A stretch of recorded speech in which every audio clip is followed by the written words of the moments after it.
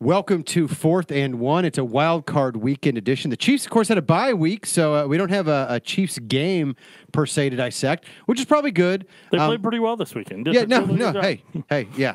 Any weekend the Chiefs don't lose in the playoffs is a weekend we will take, especially given their less than stellar playoff history in the last quarter century. Well, hey, according to my Twitter account, it's a new era. Patrick Mahomes is going to fix it all, and he's going to overcome everything. Look, if everything, Todd. If any other team wins a Super Bowl before 2030, is Patrick Mahomes a failure? I don't know. I'll worry about it when we get there, man. No, I do. I think there's a lot being put on Patrick Mahomes' shoulders, but at the same time, I mean, he's earned that responsibility. With the 50 touchdowns and the 5,000 yards in his first season. I mean, Peyton Manning was not, coming in as a rookie or second-year player and throwing 50 touchdowns and 5,000 yards. I mean, what Patrick Mahomes is doing is unprecedented. So if anybody was going to do something unprecedented in the last quarter century in Chiefs history, Patrick Mahomes, good chance Patrick Mahomes is the guy to do that. All I can say is that I don't envy the amount of pressure he has on him this week. Do you think he feels it though? Do you think it resonates with him the way we maybe think it does? I mean, since I'm not him, I'm not 100% sure, but I do know in the bigger games that whenever it was the Broncos on the road or the Ravens or some of the other games, he's been somewhat amped up early on, and he's really wanting to connect and throw haymakers and really kind of hit that home run. So, I mean, from the play I see on the field in some of those big games, yes, it does look like it takes a while for him to settle down. So, and come playoff time, which is this upcoming week, they're going to have to figure out, in my opinion, they got to figure out in their first 15 plays, what can they do to get this offense jump-started, put it in good position, and also get him in a rhythm, but also kind of keep him help him build up to. Don't get ahead of yourself. First, we finally know who they're going to be playing, right? All right, fine. All right. I mean, okay. So obviously on Saturday, the Colts went into Houston and really impressive performance, I thought. First half, yeah. The first half offensively, but defensively the entire game. To bottle up that run game, to control DeAndre Hopkins and that passing attack with Sean Watson. Sean Watson. Keep them in check the way that they did on the road in the playoffs. Impressive performance. I'd also point out that, it was just 3 years ago that the Chiefs went in there and blanked them 30-0, and that's the only playoff win the Chiefs have since the '93 season. So maybe Houston has its own playoff demons that need exercising, and so maybe Chiefs fans shouldn't read too much into it. Let's just not put the Colts in the Super Bowl quite yet. I mean, yes, they've won 10 of 11 games, but this is a flawed team still, right? I mean, this is not an unbeatable, dominant team. But what were your thoughts on the Colts win, and were you as impressed? First off, this is awkward because I sent him a congratulations on going to the Super Bowl gift basket. So apparently I'm going to need to take that one. Well, back I hope the edible arrangement is refundable. Oh. Did you really just go there? I did. All right, whatever. It was a lot of strawberries. I got one for my wife. Health. She actually liked it. I give him a big old basket of health, Yeah. Yeah. Got to ward off the scurvy for Captain Andrew Luck. Oh, but yeah, with that Twitter account, yeah. Yeah, I mean, with the Colts, what you took away from it for the most part is, I mean, their offensive line's really good, and they're one of the top 5 lines in the league, probably top 2, top 3. A few rookies on that line too: Quentin Nelson, Braden Smith. I know you want to say Evan Boehm. I mean, he didn't. Evan Boehm's not a rookie, son. No, he's not a rookie, but he's a local. But yeah, I mean, that line is what makes that offense go.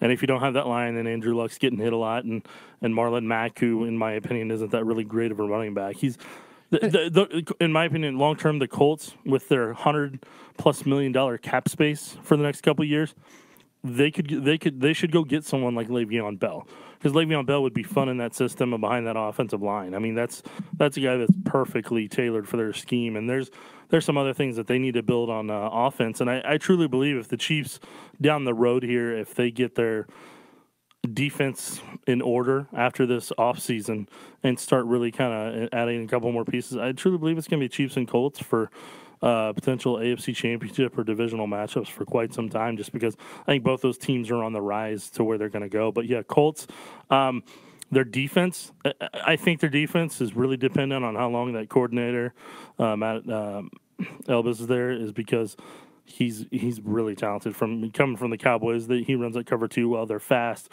they're athletic, they're aggressive, and they're fundamentally sound for the most part. So all those things combined, I mean, Colts went out there. I mean, this was the third time they played the Texans this season, so they knew everything, how they were going to react to this and that, and what they could get them on. And Texans knew the same thing, and Bill O'Brien got out-coached yet again in the playoffs. Shocking. I didn't see that coming at all. Yeah, I mean, you didn't mention Darius Leonard, who is the presumptive rookie of the year, I think, in the league right now. A South Carolina State linebacker, second-round pick. And he's a guy certainly better. I mean, certainly more accomplished and a bigger playmaker than really anybody we've seen on the Chiefs this year, aside from, I don't know, maybe Chris Jones, maybe D Ford, although I feel like the D Ford disappearing act has kind of happened here in December. But thinking about that Colts defense, nobody's really been able to stop the Chiefs yet. I mean, the Chiefs are the first team in NFL history to score 26 points or more in every game. And no team on Wild Card weekend scored more than 24, I don't think, this weekend. I think the Cowboys won 24-22. Nobody else got more points than that on the board this weekend. Do you think that the Colts, who won 21-7 at Houston, do you think that they can stop this Chiefs offense? I think they can. I think they can force them to be more patient. Because with the cover 2 scheme, you're trying to keep everything in front of you. So, and you're trying to make quarterbacks have to really dissect, and you're hoping your pass rush gets there in time at the front 4, so you really don't have to worry about it. So yeah, I mean, the key to that is the same as we've talked about all year. The key to that is if the offense gets off to a quick start and you put them in a hole and you make them anxious and make them feel like they've got to chase the game, make them pass it, then maybe that advantage Chiefs defense because they have the pass rush. But if the Colts can stick with the ground game, you think they're in trouble?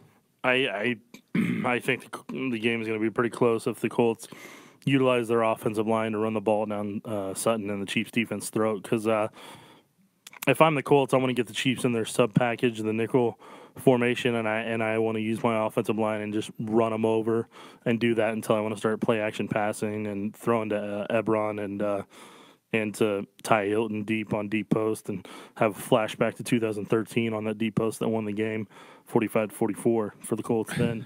But yeah, I mean, I got to bring up old stuff. Well, you know what? Hey, I know it's a new team, new era, new whatever you want to spin on it, but memories are memories. Well, okay, but let's get back real quick to the defense, though. I mean, Matt Eberflus, by the way, was the defensive coordinator at the University of Missouri for 7 years, or 8 years, I guess, 01-08. He's up there. Can they do what? I mean, look, they haven't given up more than 28 points in any game since giving up 42 to the Jets on October 14th, but they've been on a good run here. Can they replicate that in Arrowhead against Patrick Mahomes, or is this going to be a game played in the 30s? Or higher? In all honesty, I'm fully expecting this game to be I expect the Chiefs to at least hit their average of 26, if not more. And I expect the Chiefs defense to give up in that ballpark too, and I'm fully expecting it to be one of the shootouts of the weekend. And I will be terribly surprised and also somewhat bored if they have an exchange of a bunch of field goals. That would and I don't with the Chiefs defense, I don't foresee that happening. So, but yeah, no, I think it's going to be an intriguing game, and I personally wish that I could say that, hey, this Chiefs defense, they're going to come out here and play a game that you haven't seen before, and they're going to be aggressive in a way that you haven't seen and be creative in their rush and do this and that. But I've watched Sutton for 6 years. Yeah, let's talk more about the defense on the other side of this break. Welcome back to 4th and 1. Todd Palmer, joined by Nick Jacobs. We mentioned Braden Smith. I thought Olathe South School District had kind of an interesting tweet. They were congratulating Braden on his playoff victory, but also made it clear that they're all in on the Chiefs next week. So nice job, Braden Smith. But so long, sucka is the message I took I doubt from they that phrased tweet. it that way, though. No, I kind of I paraphrased a little bit. I can tell. But look, I know from back when I used to cover Braden back in the high school days. Back when I was the big cheese in that relationship as a high school writer. So is that what you called yourself? That's what I did. I did. That was my Did you nickname. have So that, it's actually, was that on your business card? Yeah, it was. Therese Paler paid for those business cards. I'm pretty sure. Yeah. But I know for a fact that Braden Smith, he was a quiet kid, but he really loved gardening. So no offense, Braden, but I hope that you're gonna get to start gardening sooner rather than later, as far as the Chiefs go. But I feel like Chiefs fans have a right to worry from this standpoint. I do think that the Colts are one of those teams that, because they are so good up front and because they can run the football so well, I think they're a bad matchup from that standpoint. If the Chiefs can't get a lead and force them to pass a little bit more than they'd like to with Andrew Luck. Fair to say? Yeah, I don't want this game to revolve around the Colts running the football, and if it does, I think you're going to see a frustrating game very similar to the Chiefs-Steelers divisional round in 2016, and I think that'll frustrate a lot of people. And then you'll see it again in the second half of the Titans game in 2017. That's weird. I just said the last two playoff games where they had run defensive problems.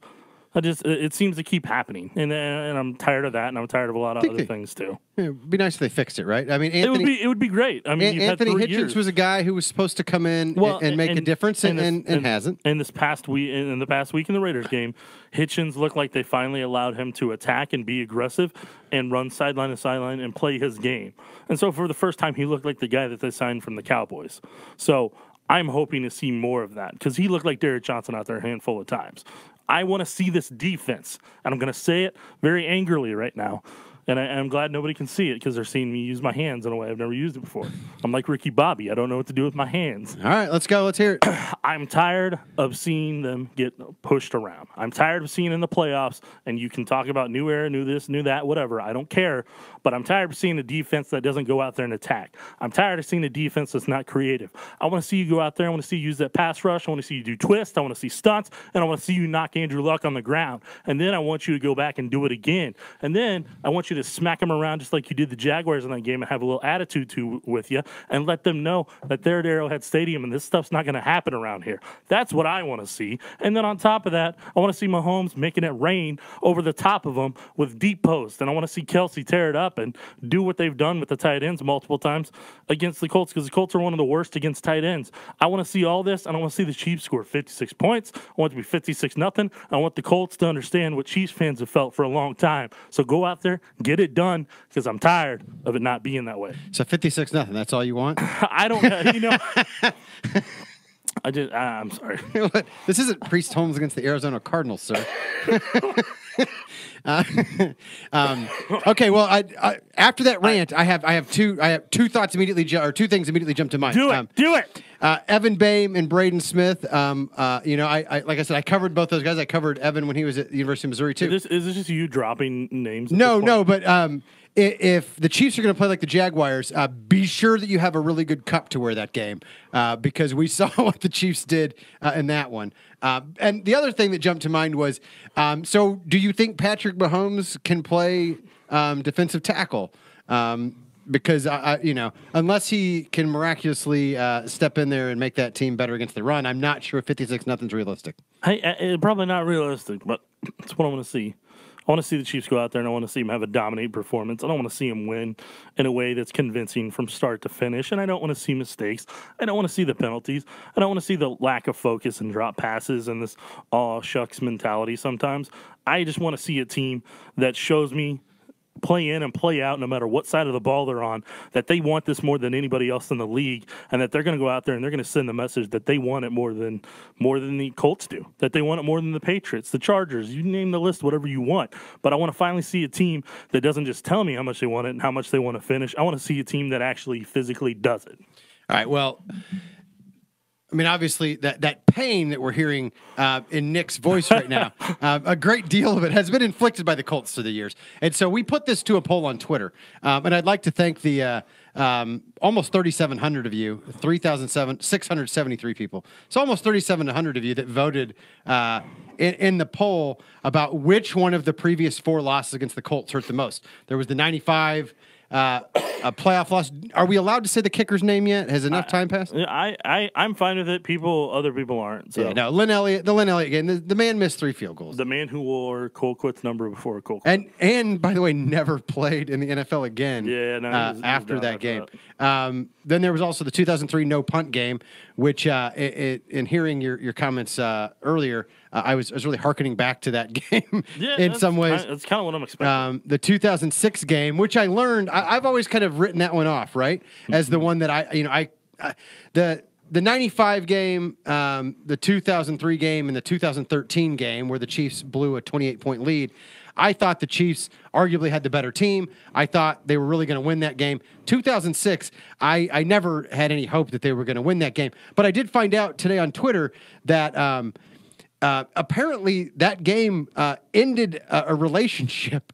And so maybe I'm not giving that game enough credit. Yeah. How many people voted for that? 2%. You and like 7 other people voted for the 2006 game. The no punt game actually only got 11%.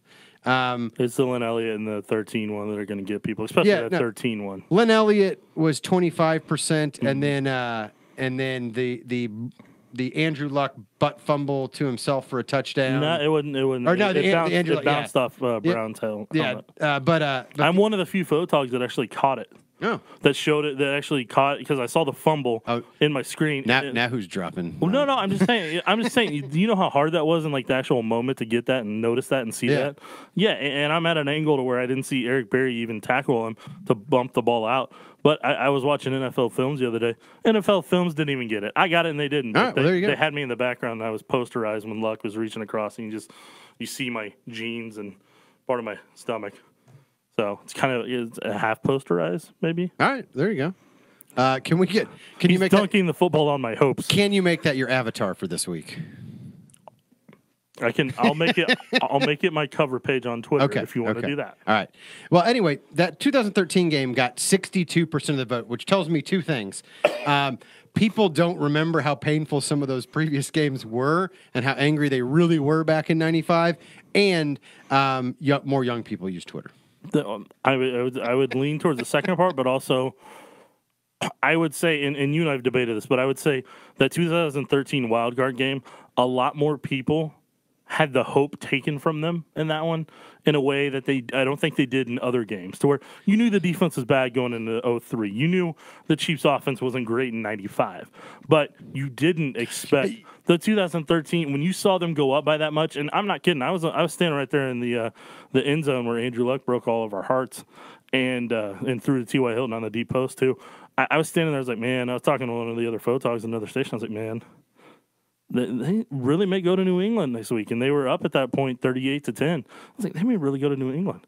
Then a series or 2 later, Robert Mathis comes around the corner whenever they missed the wham, I believe it was the wham block.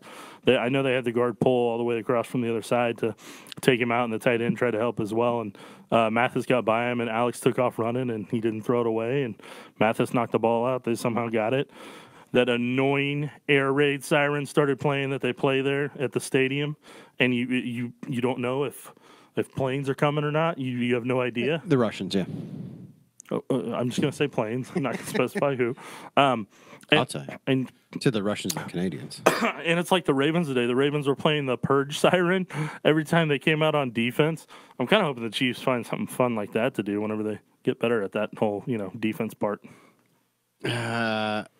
Like an uncle cry?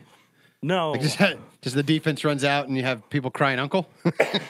I just want something that like it's something that just gets them going, just gets that trigger to where they're ready to I say then just show the picture of Chris Hunt or Chris Jones just like beating guys up and getting taunting penalties and unsportsmanlike conduct penalties against the Jaguars. That'll get the team going.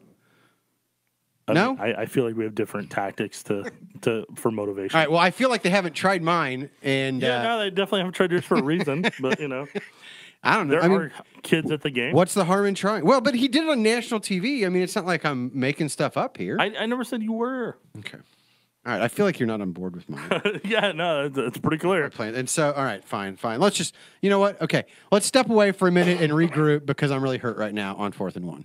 Welcome back to 4th and 1. Nick and I made up during the break, so everything's good now. We didn't because you remember whenever we went to Potbelly's the other day and you took that sugar cookie that I wanted. I took the last one, and then I the way I remember it is you got the turducken sandwich and I knocked it out of your hand.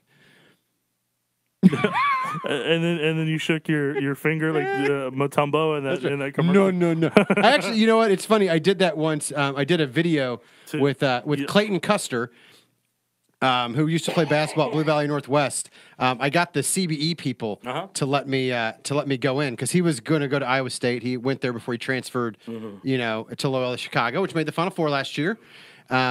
But I got them to go in there, and I got Clayton to agree to let me block one and then do the Mutombo finger wag. So somewhere out there, you can probably find it.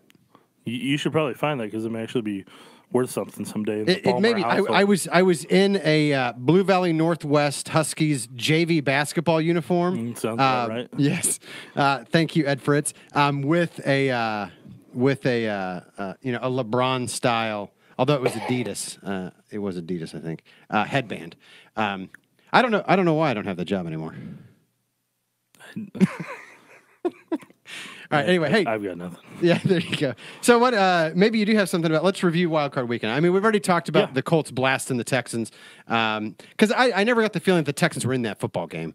No, the Colts went out and they set a tempo pretty early, and they made a statement like, "Oh, the Chiefs make this weekend." But there were a couple other games. I was the one guy. I thought Seattle was going to find a way to pull the upset at Dallas. Obviously.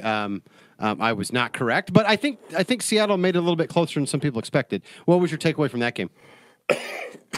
Yeah, I would. All choked up. Huh? I know that's exactly what Seattle did. The Cowboys they did a good job in that aspect of they really shut down the Seahawks run game in a way that a lot of other opponents hadn't.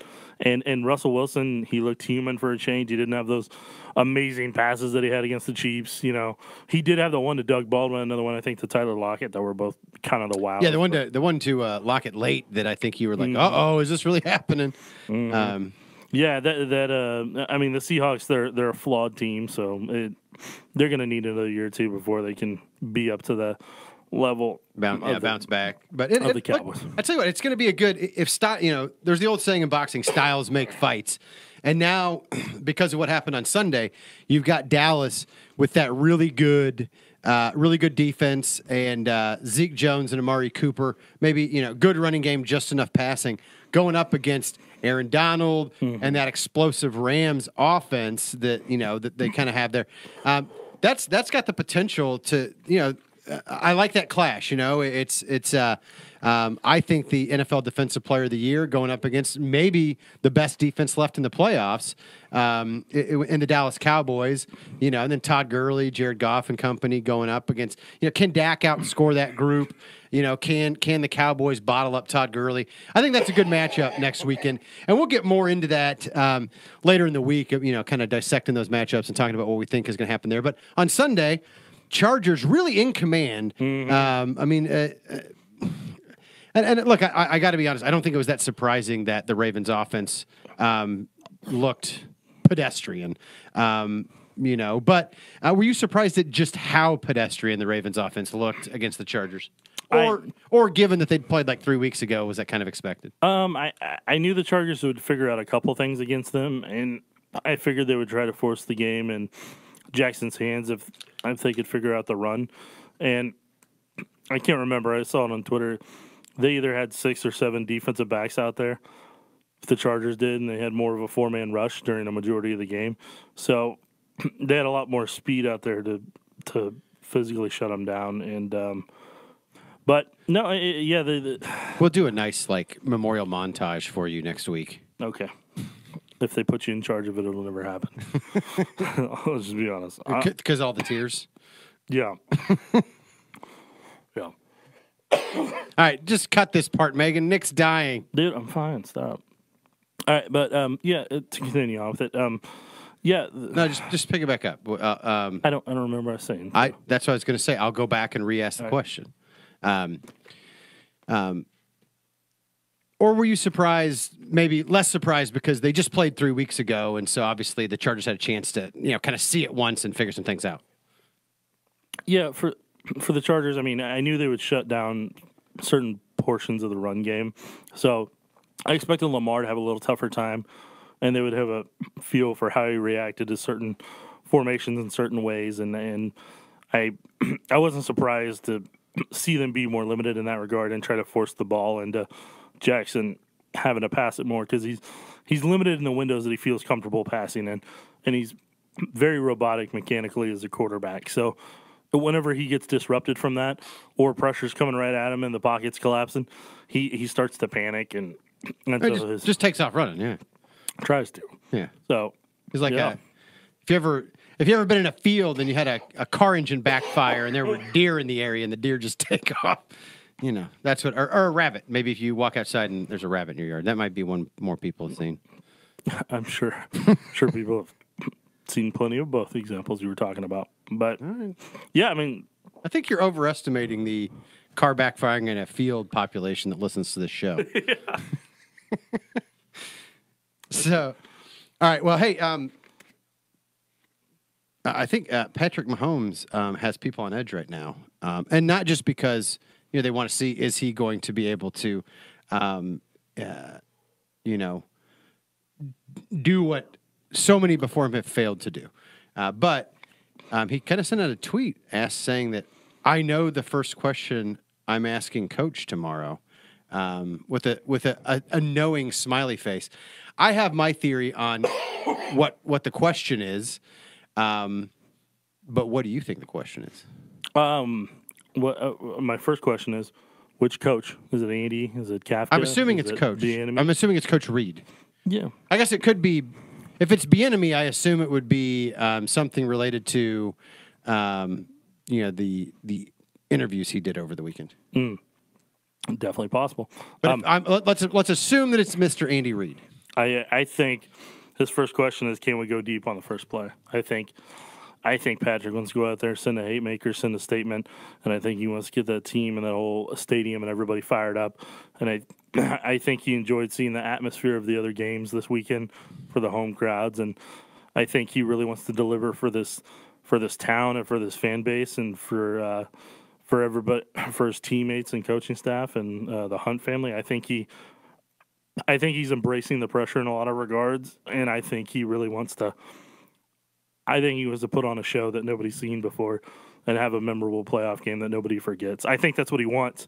Now, there's a lot of factors that are going to sway into if they're capable of doing it, but I think he wants to. I think if I was in his shoes, I would ask him, let's put Kelsey and Hill on the same side, maybe unit a trips formation.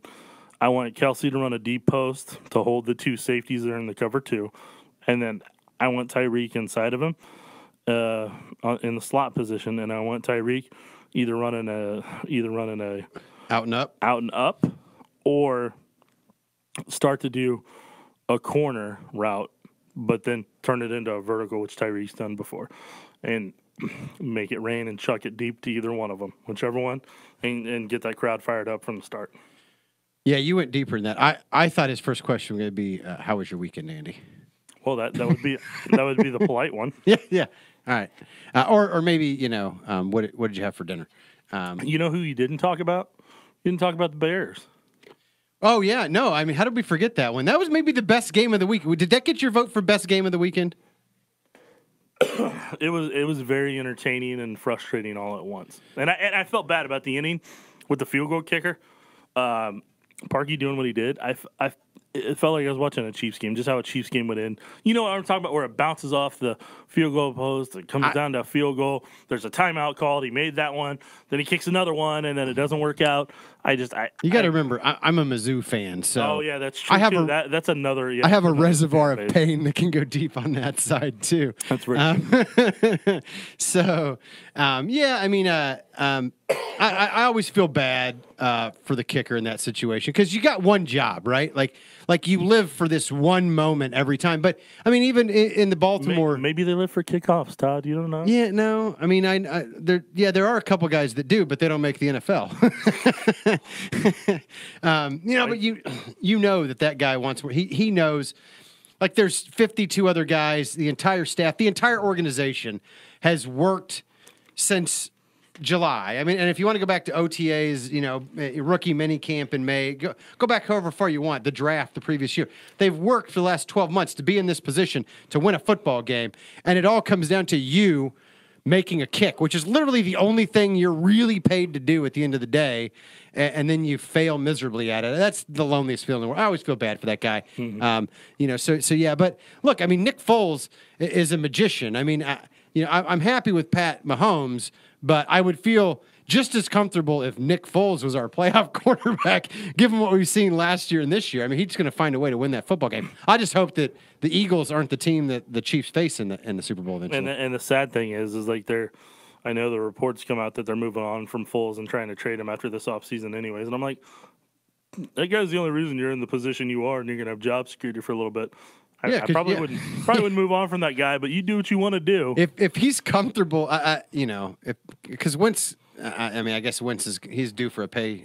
He's due for he needs to stay healthy first. But he's due for an extension at some point, and I'd assume that the Eagles are probably going to go that route one way or another. But yeah, I mean, It's been fun to watch what Nick Foles has been able to do in the postseason the last couple of years. Maybe not fun for Kevin Holmes.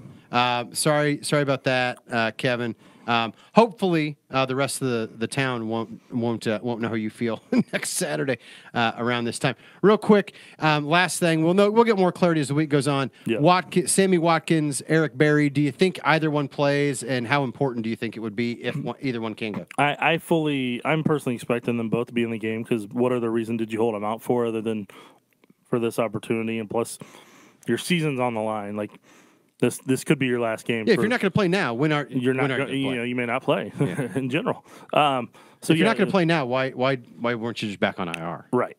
So this is kind of I would be surprised if both of them are out on the field, and if they aren't, then like you said, there's some bigger questions about why didn't you make some other moves to adjust accordingly to that. And in fairness, I mean I don't know that there's a difference maker out there that they could have elevated from the practice squad or you at least had brought in. But yeah, at least you could have had some special teams flexibility and things like that. So anyway, look, we'll find out. I would argue as good a player as Eric Berry can be, if you're not going to get 85% or better Eric Berry, Sammy Watkins, just the threat of Sammy Watkins is more important to the Chiefs team against the Colts this week. Yeah, I'd agree. But hey, I hope they're both out there. I hope they're as healthy as possible, and I want to see the Chiefs play in the AFC Championship at Arrowhead. All right, well, there you go. Nick predicted a 56-0 victory. We'll talk more about how the Chiefs are going to do that later in the week on 4th and 1. Thanks for listening, guys.